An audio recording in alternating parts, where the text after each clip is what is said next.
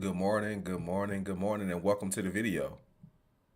This is another segment brought to you by Rethink Finance. And in today's segment of this live video, I'm going to be sharing an excerpt from the Rich Dad channel with host speaker Greg Author and guest speaker Andy Tanner. On this episode on the Rich Dad channel, you had Andy Tanner talk about Warren Buffett's tips and tricks on how to make money consistently in the stock market. And he also spoke about he also spoke about how the psychology of new traders and seasoned versus seasoned traders who have been trading for a while. Andy Tanner has 30 years of financial market experience. He's been trading and participated in financial markets for over 30 years. He has written two books. One I'm most familiar with called 401 Chaos. That's a very interesting book, especially if you are a working American participating in a 9 to 5 and you have a 401k. Andy touches on a lot of brilliant points in that book. He talks about firing Wall Street out of your life, which I think is crucial if you want to continue to make money in the stock market and using the compounding method. He gets into all that and more in the book. So I can encourage you to go and buy the book 401 Chaos. We're gonna get into this stream shortly, but again, this is a great stream, especially for new traders.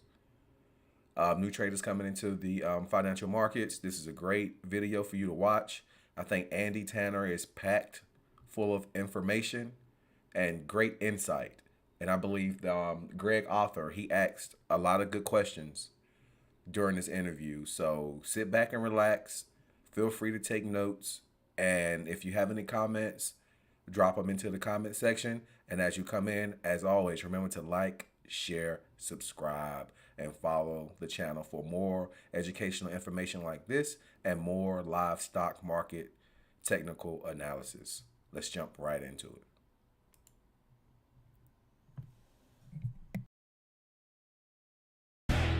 Welcome to the show. This show is going to make you a very bold promise. Andy Tanner, our specialist, our rich dad expert, is going to teach you how to be rich using stock investing. It's a big promise, but I have confidence Andy can fulfill this. But let's do the quick little, this is not financial advice. This is financial education, which means you can't take what Andy says and just do it. You still have to make sure you get educated, which is also why Andy is giving almost every show a free gift, a free web training. And the one he's offering today is how to go from zero to cash Zero flow, cash flow. which is Getting I don't going. know, it's kind of a big deal. I don't know. And next week we're going to talk about the conspiracy of the Federal Reserve as it applies to the stock market. And the reason we're doing that is we had so many comments asking for Andy's free course that we thought we'd give you kind of the highlights of that free course, and really just share Andy's knowledge. But what I really want to point out here is coming up next week. And the reason it's coming up is because you all asked for it in the comments. So we're reading these comments. We're trying to fulfill your requests in these comments. So please keep doing that. Last thing, I always forget to say this, Andy, and I apologize. Don't forget to subscribe to the show because we all love Andy. We all want more of Andy. So if you subscribe and there's a little notification button, if you hit the notification, I think it looks like a bell. You hit that, we'll get more Andy. You'll know every time he puts a new video out. So Andy, we made a huge promise that you're going to how to be rich using the stock market. It's bold. Pretty easy. Buy stocks. I mean, it's not tough to get rich when you're buying things all the time. But we can elaborate on that, right? There's a lot of different ways to increase your return, a lot of different ways to look at this. And there's really 2 or 3 tennis balls you have in the air on this. You know, what does it mean to get rich? And then what does it mean to get rich slow and get rich quick? You know, people are funny. as the number one stock guy that I've studied is Warren Buffett, and that's a good one for all of us to study because he's the best at it, right? And the biggest thing I've learned, I think, recently over the last, say, 10 years of studying him is, as clearly he is brilliant as an investor. His education's off the chart. His grasp of markets and how the world works, between he and Munger, they've got, darn near got 200 years of experience between them. I mean, brilliant. But I will also tell you, if you want to get rich in stocks or real estate or whatever, your context and your temperament is where you would begin. How do you approach this? And do you have a wealth mindset, or do you have like this amateur, get rich quick mindset? And there's nothing wrong with getting rich at a good pace, at a faster pace, but there's going to be some tennis balls you'll be juggling in the air depending on how fast you want to do it. So can a person become wealthy by investing in stocks? Yes. Go buy them consistently, and let capitalism do its thing. However, if a person wants to do it faster than the average guy, then they'll probably employ some accelerator, some leverage that will introduce a higher level of risk, and that suggests more education and being smart. So getting rich slowly is going to be more about temperament and consistently. Getting rich quickly is going to be about temperament, but also increasing education to deal with more advanced instruments that can do things faster. So that's kind of your choice. So you've got your needs, on one hand, what do you need, and your goals in one tennis ball. Then you've got your leverage and how fast you want to do it with another tennis ball. Then you've got your education, and you're going to juggle those three and get good at those three, depending on what you want to do. Let me ask you two questions. One, let's talk about the slower way to get rich and the importance of compounding. But let's also talk about the general fill out in the world is that as soon as you start learning options, you just become incredibly dangerous, and you're going to lose everything. I disagree. Can you explain how there's a way to do options? I disagree. Options can be risky if you have a poor temperament and poor education. There's people that lose money in options all the time and derivatives. Your challenge with being along an option and being an option buyer is that they're going to go to zero someday in terms of expiration. I mean, this thing someday will be worth nothing. All of the options that have expired are now not worth anything. You can't sell them. They're gone. They're done. You either made your money in that time or you did not. So there are people that use them opportunistically, that screw up and they don't know. So I understand where your comment comes from, but it's inappropriate to make that a blanket comment, because options also give me tremendous control. If you think about the two options that are available, puts and calls, right? There's not that much to master there. There's only two instruments. You can either buy them or sell them. So there's four things to learn. Buy a call, sell a call, buy a put, sell a put. That's it. Four things to master. So it's not like a huge 20-year, study of education here. Another word for option is, you have someone's promise. I mean, imagine that for a moment. I have the ability to sell at a set price no matter what the market does. That introduces a level of control that's huge. I have the opportunity to buy no matter what. That introduces an opportunity for control that is absolute, right? That is totally there. So, my friend Corey Halliday, who's, one of our lead trainers here, he runs our coaching program. He was what they call a Series 4 option principal. And he worked for a New York, based firm for a number of years.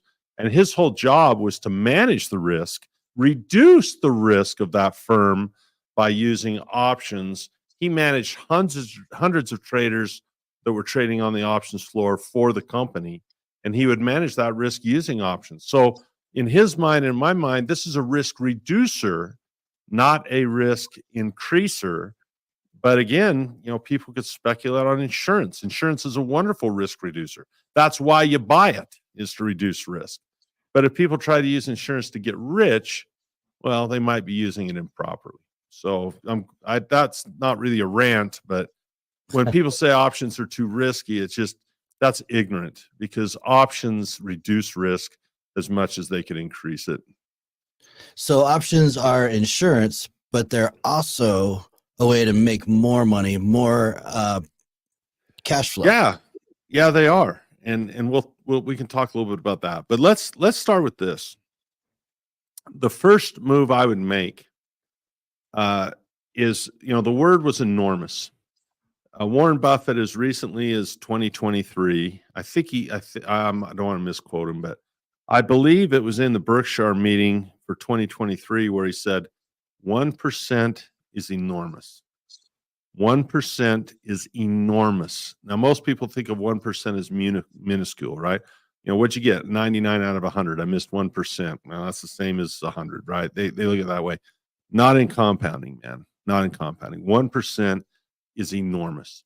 So the first thing I would do is I would fire Wall Street immediately. Because they're going to take at least 1% or around that number, if not more, in a 401k fee or an RSP, what RSP or super in Australia, wherever you are in the world. Wall Street needs to be done. They need to be out of a person's life, in my opinion.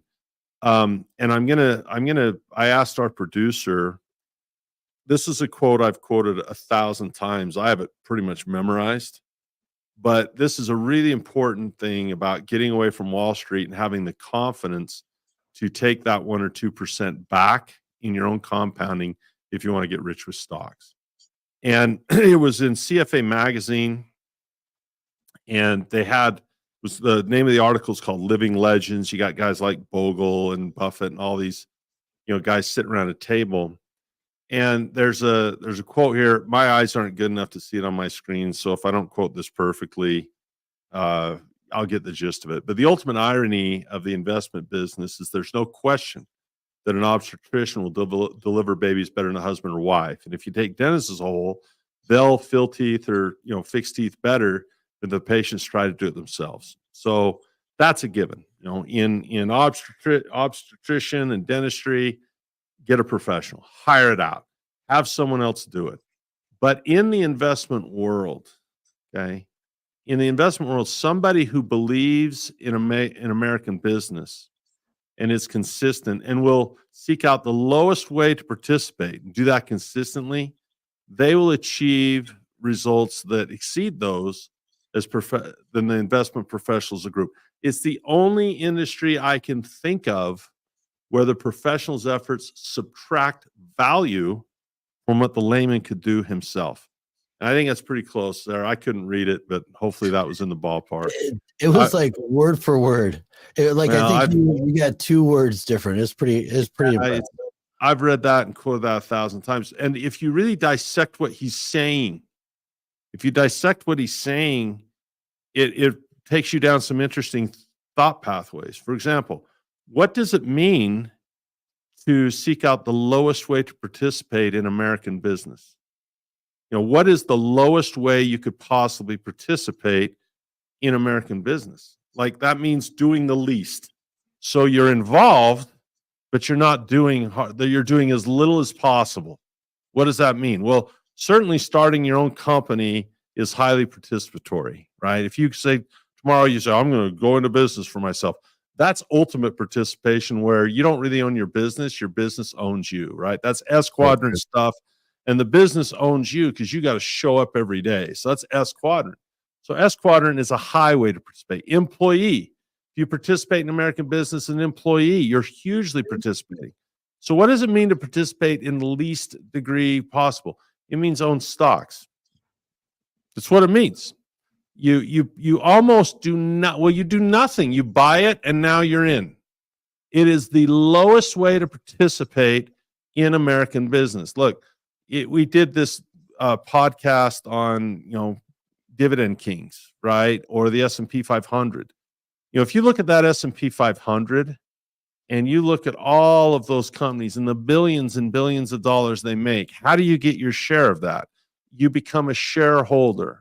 It is the lowest way to take advantage of the money that is made in American business. I have dear friends who just hate capitalism. They absolutely hate it.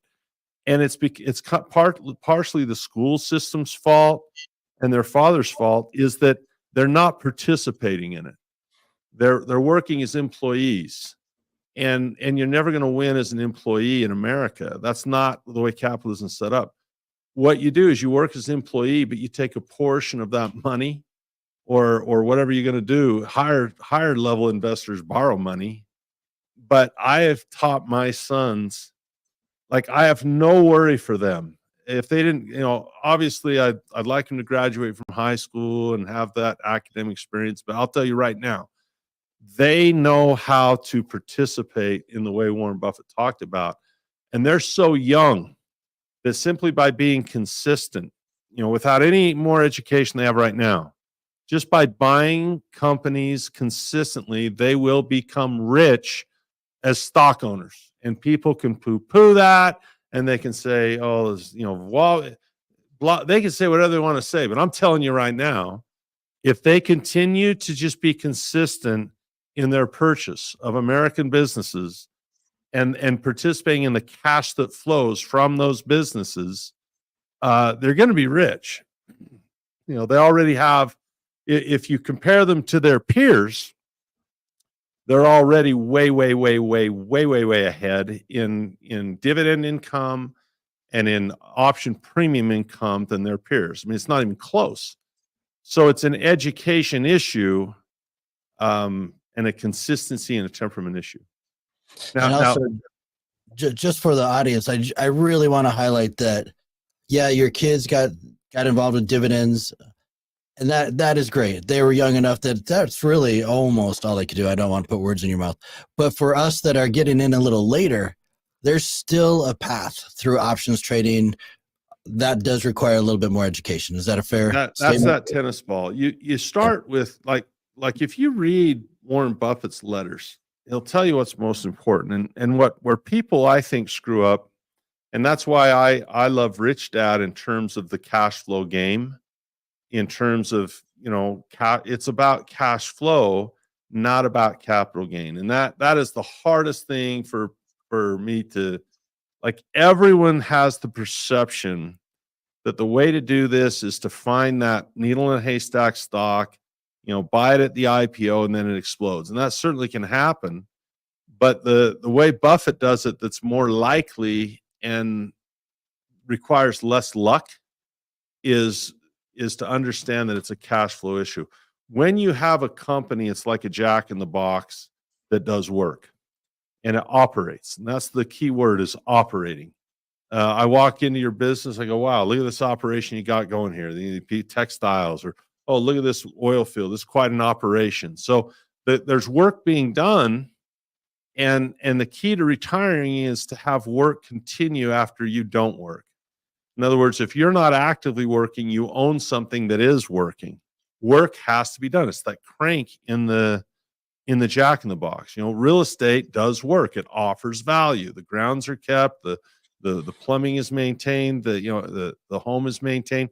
You're doing work, and you're giving value to people, right? Via ownership as opposed to labor.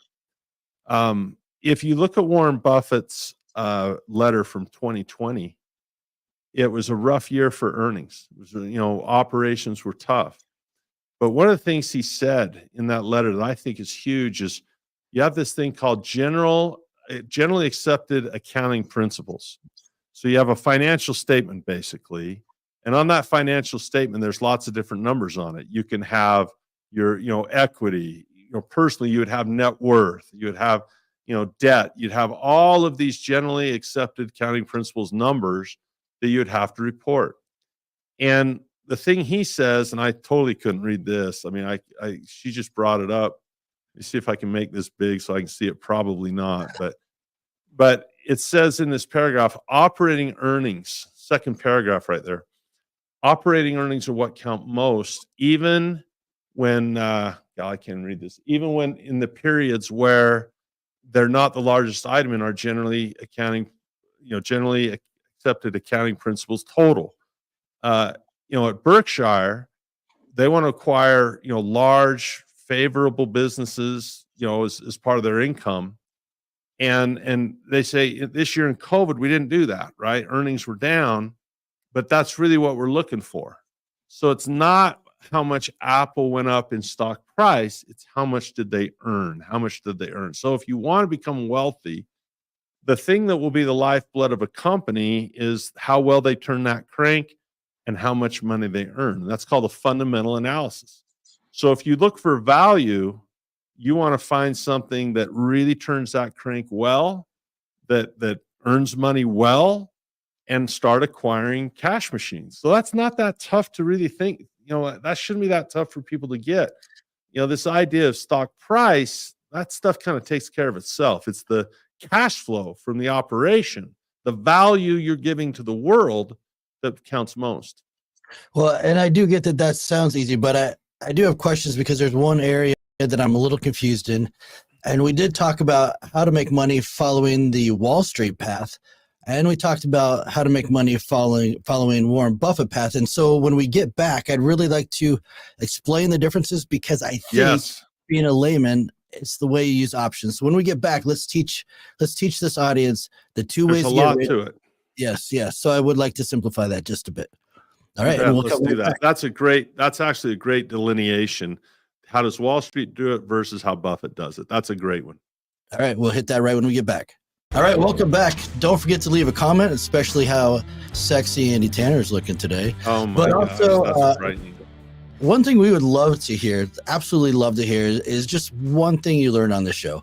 One thing that listening to Andy, you heard and it kind of struck a chord, and maybe it's something you want Andy to do another show on to get a little deeper into that topic. So please leave a comment. We really do listen.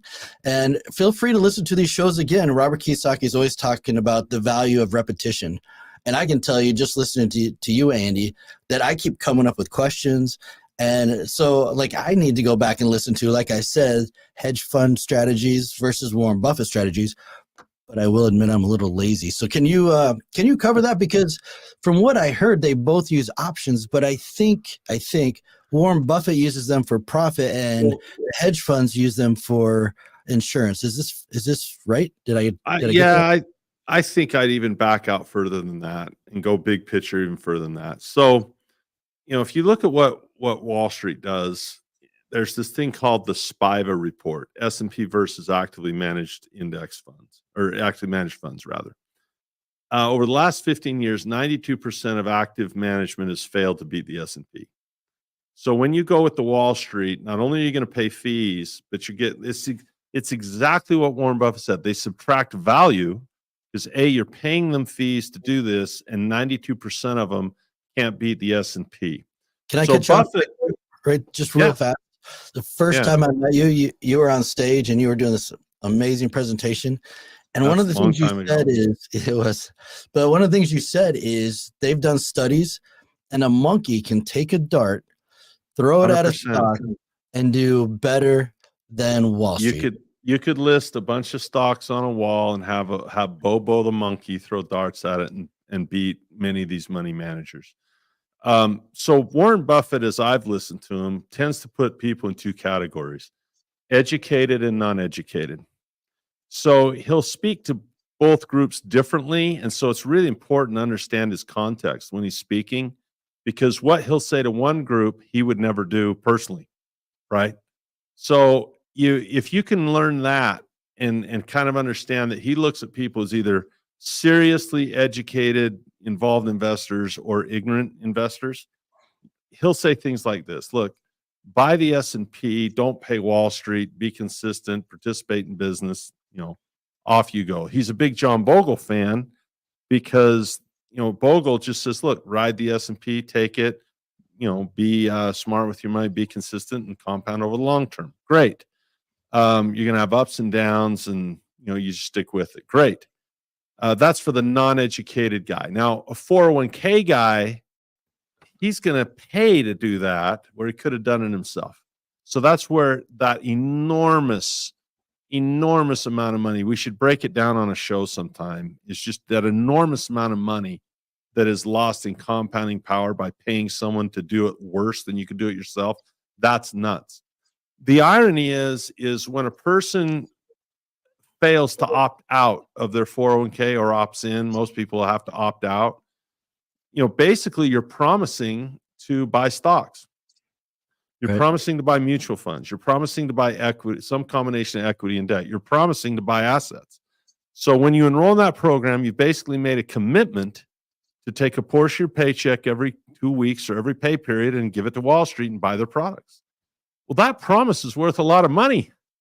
Warren Buffett will actually sell an option and make a promise to buy and get paid. So think about that difference.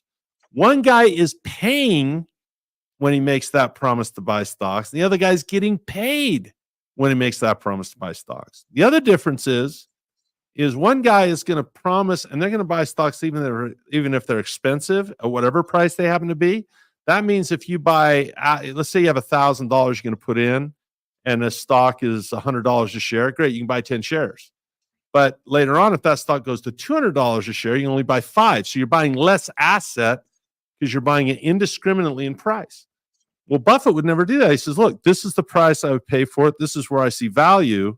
If the price is above that, he keeps his premium and he won't buy it. So he only buys it if it's cheap to his liking. So that's a huge contrast. Think about that. On one hand, in 401k, I'm paying fees for my promise to buy stocks. Buffett will collect fees or premiums for his promise to buy stocks. So that's a total cash flow pattern reversal, money coming in instead of money going out right out of the gate right there. The other thing is Buffett doesn't buy the S&P like Bogle says just buy the S&P. He doesn't do that because he considers himself sophisticated and educated. So look at what he owns.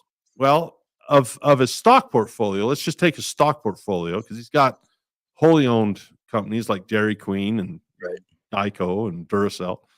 But let's look at what he has in terms of stocks. Well, half his money's in Apple. Then after that's probably Amex, Kraft Heinz, Coca-Cola, Moody's. Those 5 stocks represent 80% of his money, and none of those stocks are the best stocks in the market. I can find stocks that have outperformed those, hands down, not even close. Are those the best 5 stocks? And they're pretty much household names. Like who hasn't heard of Amex, Kraft Heinz, Coke, Apple, Moody's? His Occidental Petroleum is building. He's building a nice position in that. But these are just basic stocks that anyone like you and I could own. So he's gotten wealthy off not buying the best companies in terms of capital gain. But I'll tell you what, they all have great operating earnings. They all make a lot of money. They all turn that crank well, and that's what he's looking to own. And as a result, he's gotten wealthy. So I have this greedy thought, and I'm looking for the easy button, right? Why don't I just buy the same stocks Warren Buffett buys? Is it because I need the financial education to learn how he options them? Like, I don't know. I the thing people worry about, like I own a lot of Warren Buffett stuff because I like the companies. There are some differences. For example, he owns Chevron and I own ExxonMobil for some of my oil and gas because I like the dividend better in ExxonMobil than I do Chevron. I think it's a better value for me. So I don't just go lockstep, but if someone wanted to start and just say, well, he's buying those, he's pretty smart, I guess I'll copy. There's nothing wrong with that. But then you wouldn't get as rich as he would because he bought those probably a lot lower than you did in terms of capital gain, but you'd still have some pretty solid companies to start with. Now let's get to the options. If you want to get rich faster, you're not just happy with dividends alone, right? You want to get paid to buy them, get paid to sell them. You'll want to employ some leverage, and this is true with real estate. This is true with stocks. Look, I could save my pennies and buy real estate with cash, and I could get an ROI of maybe 4 or 5% on that. I don't know what it'd be, maybe less, right? You'd have to figure out the math. You spend $1 million on a property, you get $2,000 a month, and you own it free and clear. Whatever that works out to, it works out to. So the more leverage you employ, if let's say you only pay 25% down and you finance the rest, your total ROI will be higher. The amount of money you get will be lower, but your percent return will be higher. Right. If you do what someone like Kenny does, you say, look, I'm going to finance both sides. I'll finance the 75% of it with debt from banks and the other 25% of down payment with private equity.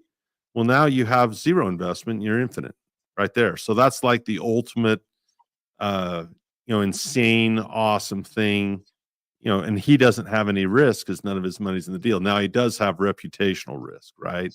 Right. For sure. But he's got none of his money. And if it goes south, he's going, well, sorry guys. So the idea of leverage is your next idea. If you want to get rich with real estate, you're going to learn about real estate and debt instruments, real estate and debt. If you want to get rich fast with stocks, you're going to learn about stocks and options, because your options are your lever. And those are, but those derivatives can be aggressive instruments that require, and I will say not suggested, require a significant financial education to exploit those. But it isn't like it can't be done. The beautiful thing about advanced options is every time you go into one of these, you'll have 3 or 4 things. You'll have a defined reward, you'll have a defined risk, and you'll have a defined probability, and then you'll have a defined exit or trade management strategy. You'll have all 4 of those every time you do it. But that requires education to know how to structure those types of deals to accelerate. And I don't have to participate in much of stuff like that, because what I tell people is find your wealth plan, find your goals, right? See where you are, what you have, and see what your rate of return has to be. And if your rate of return, let's say you're 60, you want to retire in 2 years, and you got $70,000 in the bank. You'll have to do some life-changing stuff. You might even start a business. You might, go into real estate huge. You might have to do some drastic life-changing stuff, no matter what asset class you choose. So the later on you are in life, the bigger life you want to have, you reverse engineer what it costs to live that way, and you see what your rate of return has to be in terms of growth and in terms of income. I have that cool, calculator on my site that people can learn about and go to. That we have people do this exercise. They say, okay, I want to be wealthy. All right, let's do it just like the cash flow game. What's your dream and what does it cost? So you write down your dream life and what that costs a year to live. Then you reverse engineer that based on what you're starting with and how fast you want to get there. And it'll tell you to the decimal what your rate of return has to be. And then it's your choice on how fast you want to get there. So, in a nutshell, how do you get rich buying stocks? Well, buy stocks, learn fundamentals, learn technicals, and learn education. Decide how fast do I want to get there? How aggressive do I want to be? Okay, so I want to highlight a few things you said, and I know it's the end of the show, so we'll probably do another show to kick into this. Or you already mentioned this, but if you go to, is it cashflowacademy.com? Is that where the calculator is? Yeah, we'd have to do another show on it, because the link is like, it's not an easy link. It's like /this/this/this. Okay, but the other thing is, you said you can make money buying stocks and you can make money selling stocks. And I think that is a huge point, but I do want to clarify one thing you added to that. You said, I wrote this down, it requires significant education. And yes, and I don't want to scare the audience. When you say significant, can someone like me, let's say, take your course? Is it 10 years of me educating and taking your course, or is it something I can accomplish quicker so that I can start making money for my retirement? I would say that is an attitude question, because that's going to be different for someone based on that attitude. For example, did you I know you had a cold over Thanksgiving, but you did eat it, didn't you? Yeah, I did. Was it a significant meal? It absolutely was. Is it a better meal than most meals in the year? Probably was. I couldn't really taste it, but yeah, probably was. So yeah, so when I say significant education, it's Thanksgiving dinner, baby. It is fun, right? It's fun to do. How long have I been working on it? About 30 years. Because I love it. So what about yeah, if someone looks at education as a burden or as, oh, do I have to learn this? Well, they just as well cash in and get a job because they'll never be rich. They'll never be freaking rich. If they don't love investing, like I love music. I'm a kind of a weak drummer. Man, if the late Neil Peart would have given a drum clinic, are you freaking kidding me? I'm not going to say, well, how long is the drum clinic, Neil? Is it going to be more than 10 minutes? I'm going to say, whatever amount of time you will give me, I will take. And that's the problem. That's why people don't get rich, is they look at education as being burdensome rather than an opportunity. Like what are you going to do with your time tonight? You going to watch Netflix? You're going to watch something that is immoral or something that is violent or something that is stimulating some way? Well, then go watch that Netflix and spend that hour that way. But you could have been learning financial education that same hour. So it's really about attitude. When like I kind of did a bit of an Andy rant right there. I get caught in these I kind of get caught in. It's like when people say, well, am I going to have to spend this long? Is it going to be hard? Well, was Thanksgiving dinner hard? Maybe being with your in-laws was. I don't know. You're not wrong. You're not wrong. But I guess what I'm saying is I can usually take someone from zero to cash flow in 30 days. So, the goal of that course, we're showing, that little that we were going to offer as a free gift. It's a webinar. It's in the description, people. And after people take that, they can decide for themselves if they want to commit to 30 hard days of education, right? When I say hard, I mean like playing hard in basketball, man. It's fun to play hard. It's not fun not to play hard.